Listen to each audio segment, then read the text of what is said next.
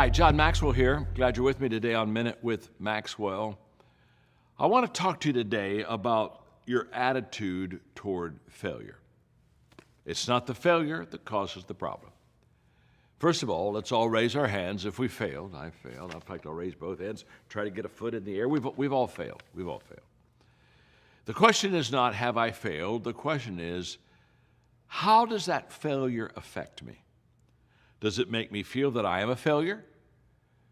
If that's the case, I'll begin to have a very negative attitude about failure and I want to avoid it at all costs. Or does it teach me a lesson and do I learn from it? You see, I was talking the other day to a very successful athlete and he was sharing with me, he said, John, there's good fear and there's bad fear. Bad fear causes you to avoid something, and good fear causes you to try something. And he said there's a big difference between whether it's good fear or bad fear. Well, when it comes to failure and our attitude about failure, some people have good fear and some people have bad fear.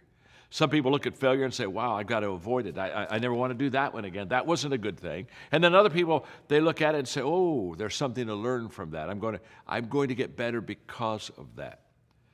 Here's what I know about failure. It never leaves us the same.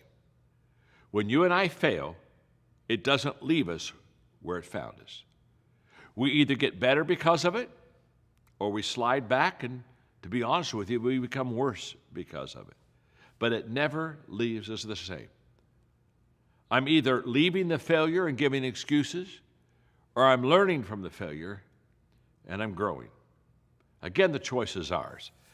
The choice is not do we fail or do we not fail, and how do I avoid failure? It's impossible. You fail, I fail. That's not in our ability or parameters to choose.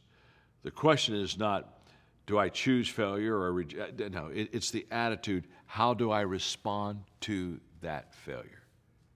Here's what I know. People that respond correctly get better, and people who respond incorrectly get worse. Failure never leaves us the same.